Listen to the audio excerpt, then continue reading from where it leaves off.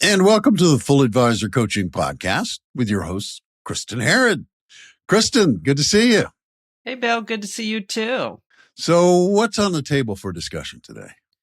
Well, today, if you recall a few episodes ago, I think it was episode 28, we talked about repurposing content. So we got all excited about how can we take the content we have and repurpose it and reuse it, which is a super efficient way of getting kind of a lot of bang for the buck.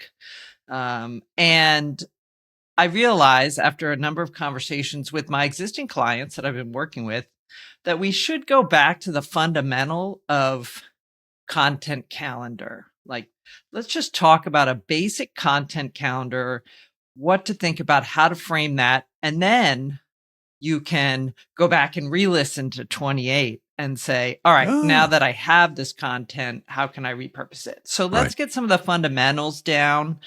Because I've been hearing, people feel like content is a chore and it's overwhelming and it takes a lot of time. And so I think when you can get the planning ahead, plan ahead with a content calendar and think about that, it really does relieve a lot of that stress. Yeah, you know what I found over my work experience, that creating some organization, creating some structure gives me a framework, and it really relieves the stress with certain processes, right? Because you've got the stuff in place already. Right. And I think it eliminates that overwhelm and we'll get into the schedule on how often and, how many times a month or what you should be doing.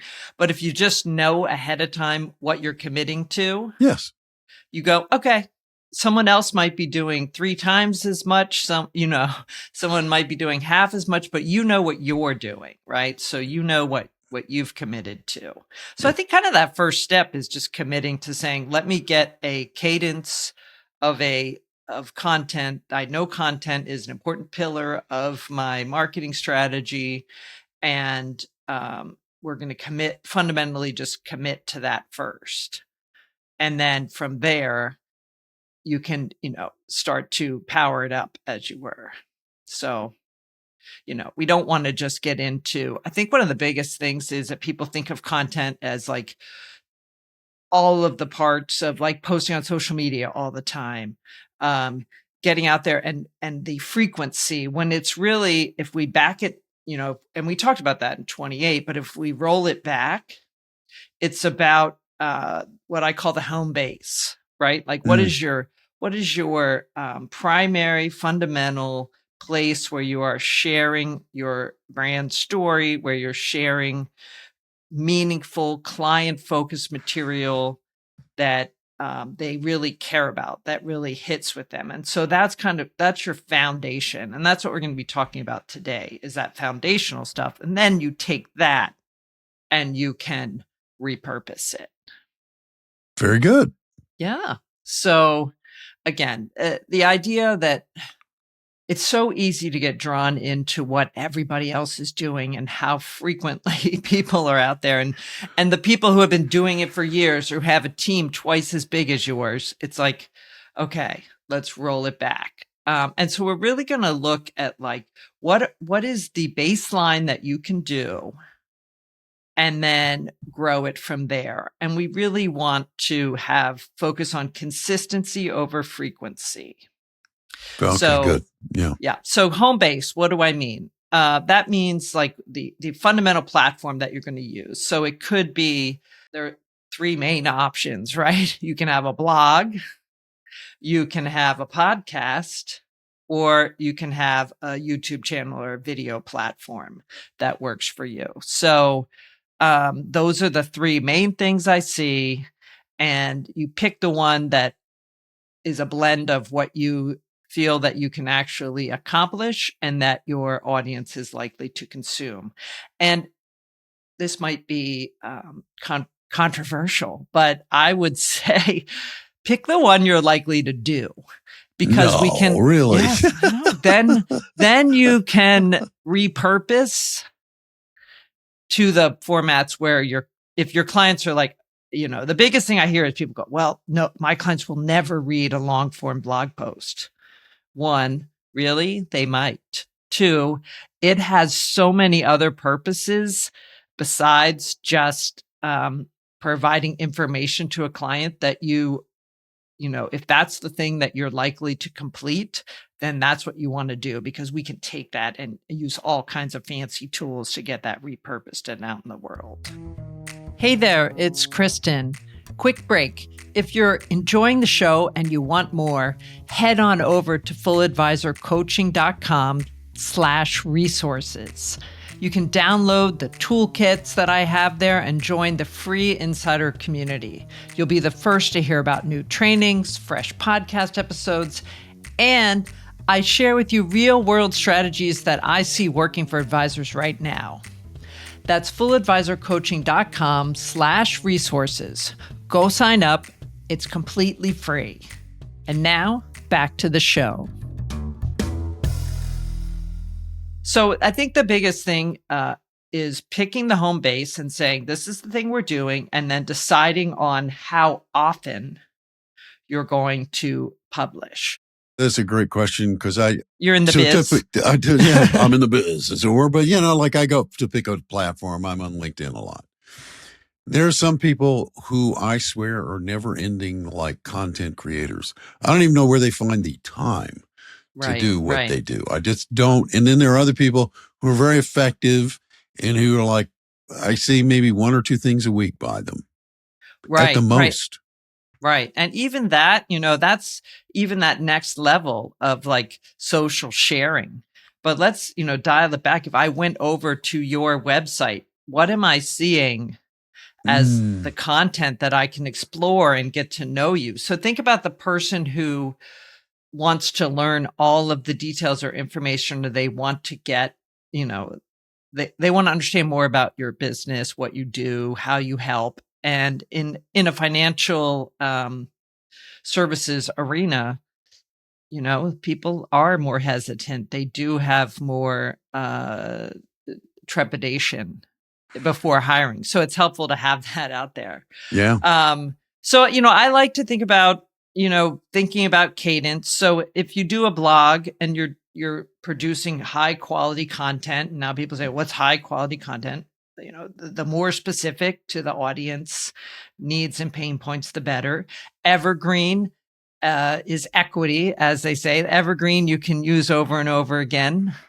So I know people love to put out the market commentary, and we'll talk about that. But think about evergreen topics, and if you can produce one very high quality evergreen blog post a month, you may say, that's not going to be enough. But if you start there and then use that and then repurpose it through, sharing on social, through emailing it out, through pushing it out as a LinkedIn newsletter, all of the things we've talked about before, you're going to have at least a foundation. Now, do I encourage you to try to publish 2 times a month? Yes, I do. I just think it keeps, gives you more content. But in a long-form blog, for instance, because it can take a while, that gives you, if you do 1 a month, I'm pleased. Do 2 a month, I think you've got a great cadence. Podcast, right? Yeah. 2 a month, very doable. That's what we do. 2 a month, and we might, binge record here and there, but 2 a month, very, very reasonable. Some people say, hey, you should be doing every week. Maybe, but what I know I can commit to is 2 times a month right now.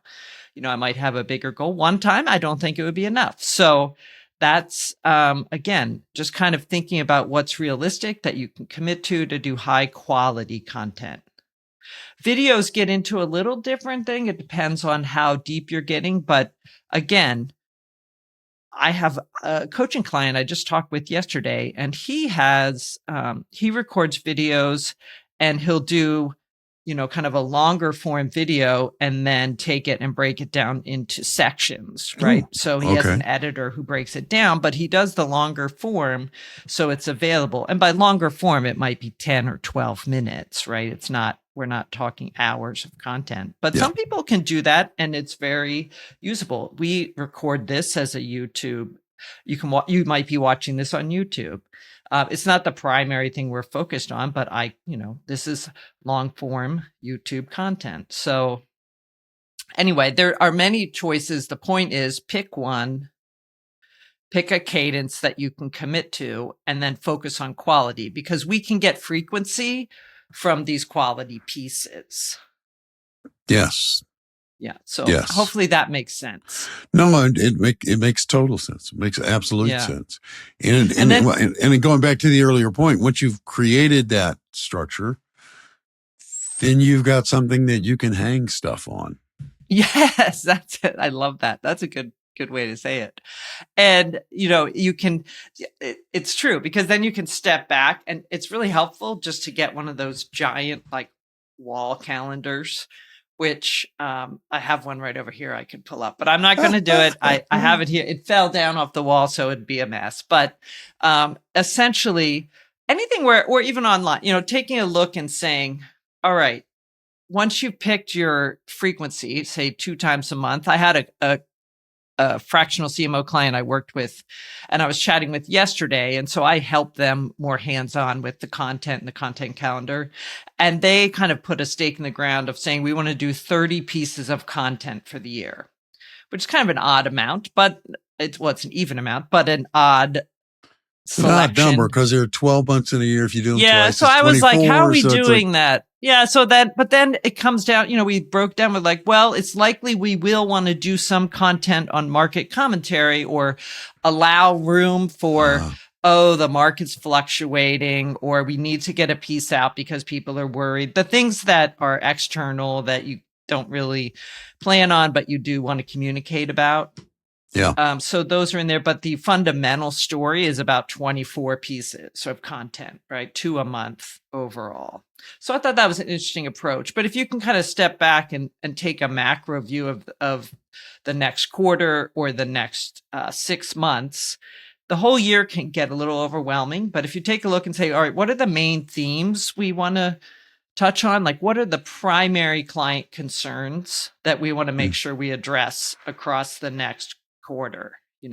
If you're doing 2 a month over a quarter, you only need 6 things, and you could probably pick 1 to 2 topics and address those. Maybe you pick something that's more technical and detailed on, say, what to think about when you're retiring in the next 2 to 3 years, and you're breaking it down into specific topics around that, right? So you might get into one on Social Security, again, highly specific to your audience. So make sure you're using language around them, not just a generic piece. But you might, talk about Social Security or Medicare, or thinking about, how you deal with your investments when you leave your work.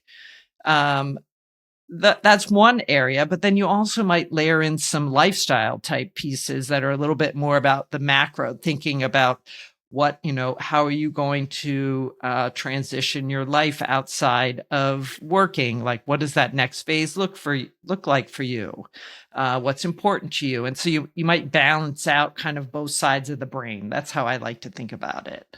Well, it sounds to me too like the topics you're talking about are by nature evergreens.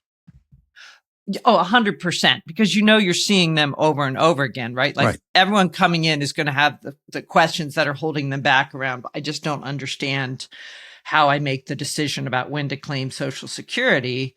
But then they also may have something much bigger on, I'm trying to decide, what am I going to do with the 8 hours of my day that I didn't used to have, So you want to make sure you're connecting on multiple levels with people.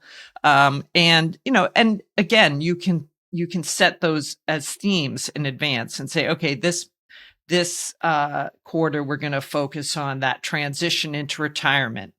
Next quarter, we might talk about charitable giving and estate planning as a theme. The next quarter, we might talk about year-end tax planning and, looking ahead to the new year, things like that. And those are a little more time bound, but you can have them be evergreen annually, that type of thing. So I think, what's really helpful is when you kind of mix in that and also mix in things like, oh, let's do a case study. Let's do a personal reflection or a personal story or a book review. You can kind of start to, when you take a step back and look at a quarter or 6 months, you have room, right, to look at having some flexibility. To that point, really, really quickly, I find that kind of content really captures people, either in the form of a story, or if you're just, say, look, I read this terrific book. Right. Dealing with this particular thing. I think people like that because it reveals a little bit of you, and it gives them, a hook, if you will, to relate to you. I think so. And I think it also is a value add where some people are like, oh, they're seeing what you stand for, what you're about, what matters. Plus people love having resources referred to them. They love that kind of thing. So I think that can work very well. And it can be something that you can get excited about as a content creator. So, because you're like, hey, this is something I'm really interested in. So you don't feel like you're, trying to pull out, how can I make Medicare interesting? You're like, okay, good luck. I'm trying. So, and the thing about having this calendar set ahead of time, whether it's quarterly, 6 months, and, and have some fluidity, you might change your mind as you go, but, kind of set the intention, is that if you have a multi-advisor team, or even not even just advisors, but different people in the organization who want to contribute, it's a great place then to be able to open it up for contributions and kind of get people committed to say, hey, I'm going to do the one in July on how to think about charitable planning and giving. And I think that it just reminds me, it ties us back to that idea of how to empower business development for your advisors. We had that episode a few, who knows when now, not recently, but the episode around how you as leaders of a firm can enable contribution from your advisors. Yeah. If you have this calendar set, people can then raise their hand and say, I have a lot of interest in that topic. I want to talk about that. Or I'm reading a great book. May I do a book review in the third quarter? Yeah. I think that's great. I think that's great too, because you and I both have worked in various organizations over the years where it's like the organizations that make room for us to contribute to them, to be a part of the organization, are much funner, much more rewarding organizations to work with. Yeah, exactly. And people get excited about it and they see where it matters. That gets back to that business development ecosystem concept, like the macro view of how do we get everyone excited about contributing. And so if you can get someone to share something where they have expertise or interest or energy around, you'd be surprised. Even someone in a non-client facing role that might be operational, they can contribute in something that they're interested in that is also relevant to your audience. And I think that can be really helpful. Let's address some of the common pitfalls. Okay. Just sort of launch yourself into it that way. Yeah. Okay. So once you have your baseline calendar set up and you're like, okay, we have a good sense of what we want to achieve across our content at the very, these are the topics, these are the concerns. Let's get into some of the reasons why it may not happen, right? What are the pitfalls? Because we're going to it sounds awesome in planning, and who doesn't love making a plan? I love making a plan because it looks so good. Yeah. And then you're like, oh, I have to do the work. I see. Okay. So that, obviously we can have a team help us too. But, one of the biggest things that were resistance points is the fundamental one. I don't have time. I'd love to do this. I just don't have time. So this is really, this gets back to what I was saying earlier. Create less, reuse more. So let's get one quality piece a month. All right. Let's get it one. That's all. And I just had a client who had a baby and he was in his like low sleep, I can barely focus type phase. Oh, And I remember that phase. Yes. Yes. And we were having our call. I was talking to him and he's like, oh, I haven't posted anything. I haven't emailed anything out. And I said, go back in the archives, find a video. I promise you, people don't remember. Repost, reshare. And so he made only small changes to the email he sent out, but he just brought it back again. And I was like, there you go. Like you've handled it. Now let's get on to what's the next one you're going to record. So when people say they don't have time, it's like, all right, one, if you've been doing content for a while, you can go back and bring things forward. But if you really don't have the cadence down and you haven't created, commit to one, block the time, get some help, use an AI tool, do what you need to do to get something rolling. So, don't think about frequency, think about quality. And I think that will relieve some of the burden. Along those lines, I also think that if you binge create, like doing back to back, like if I'm going to sit down and this morning I am going to record 2 podcasts, which by the way, I'm recording 2 podcasts today. I have some guests coming in. So I just decided I'm already in the podcast mode. Let's do another, do another. So let's get it in there. Yeah, it's better. So I think that if you can get yourself just strategic, one, make it a priority and you'll make it time for it. That's the biggest thing. But then, don't worry about quantity, get to quality. Number 2, pitfall. Why would you stop? Well, I don't know what to say. I'll tell you. Bill, you're an experienced contributor in the space and you've been creating content for decades. What do you say to this one? Sounds more like an excuse. If you really want to know the truth, sounds more like an excuse. Because again, we go back to that structure and calendar and organization. If you're committed to that, then you are going to have something to say. And if you don't have something to say right this minute, you've said it before. Right. To go to your point about reusing things, is you've said it before, just take something else and repurpose it and say, fine, I don't have time to come up with a whole new approach on this. I'm just going to take that prior content, repurpose it and send it out. And guess what? You had something to say. Exactly. And I think if you go back to thinking back to your client meetings you've had of recent or conversations you've had with prospects, the questions that people ask you, right? What are the common things that someone's going to ask you about when they have a meeting with you.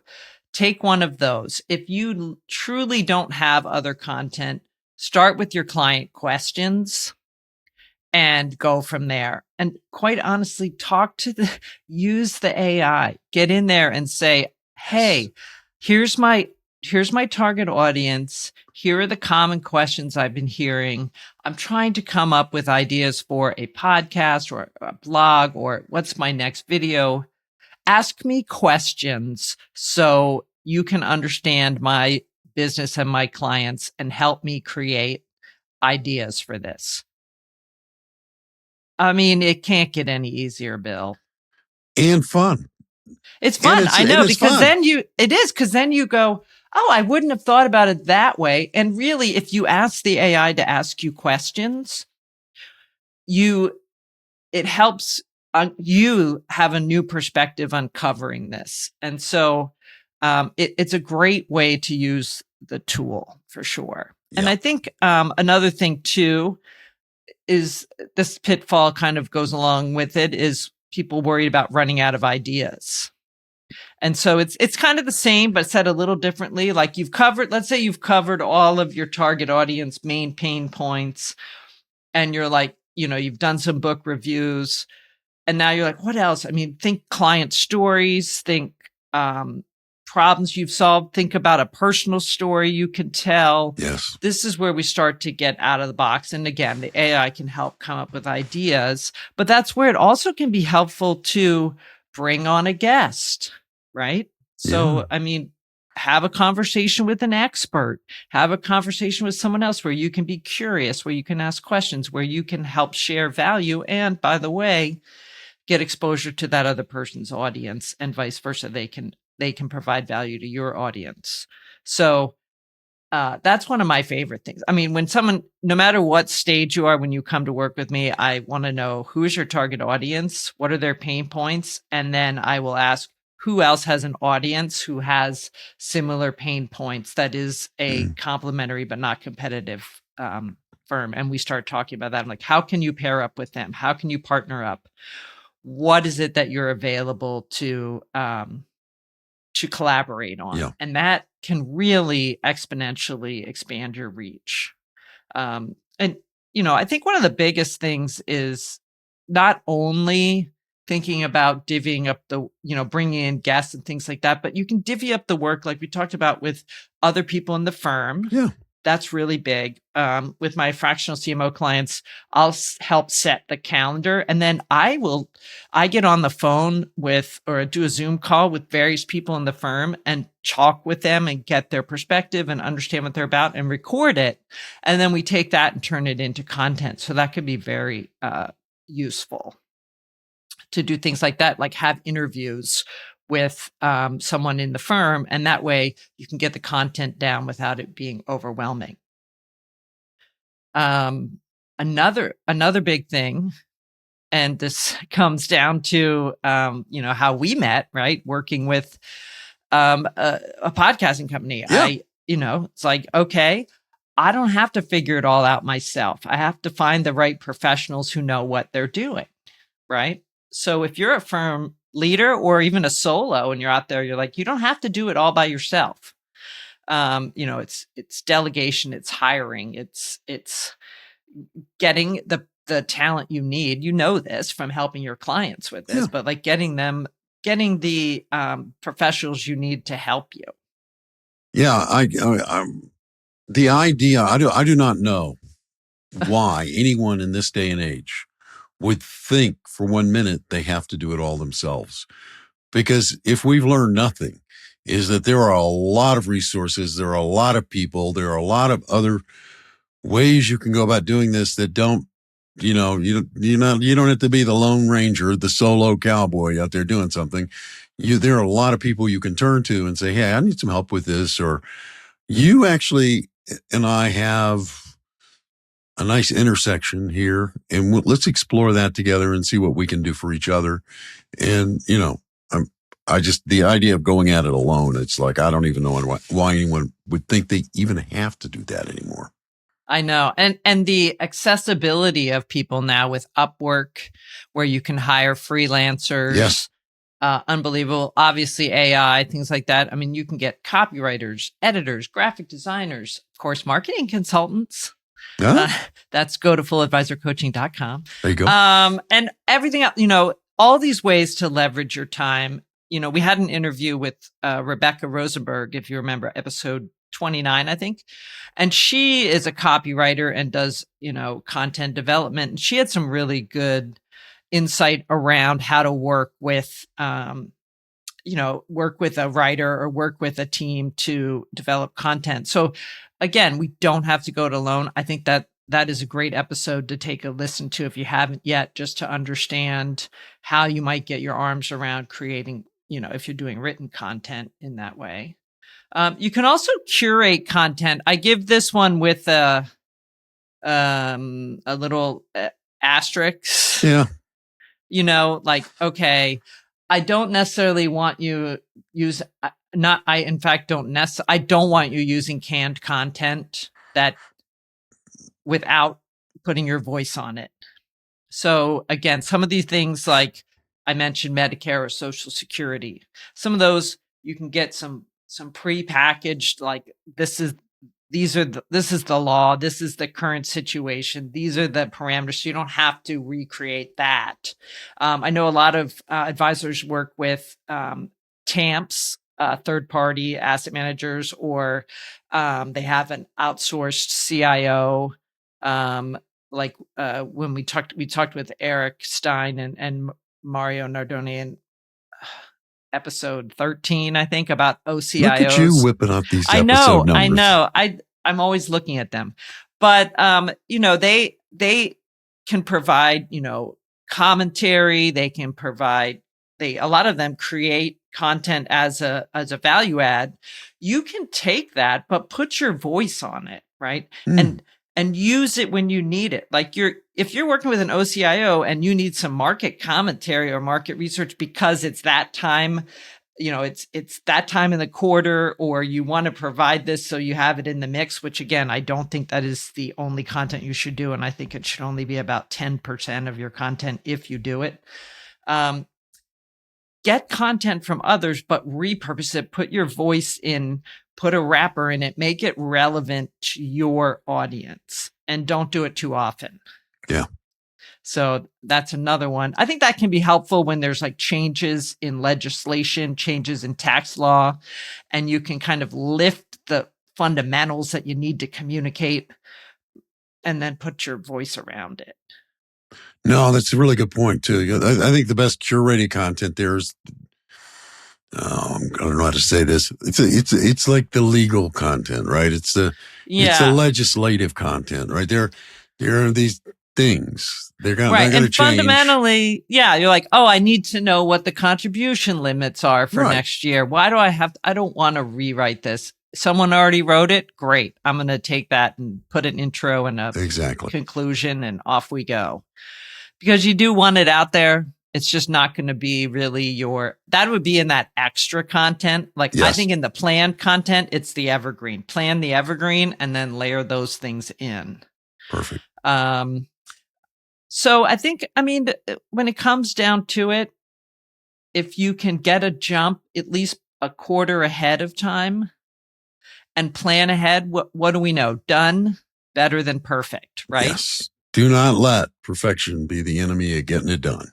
Exactly. It's not about becoming a giant media brand. And that's what I have to remind people, because we're always on social media. We're always looking at what other people are doing and what other brands are doing that aren't even in our space. And you're like, we're talking about a relationship business that's built over time with trust.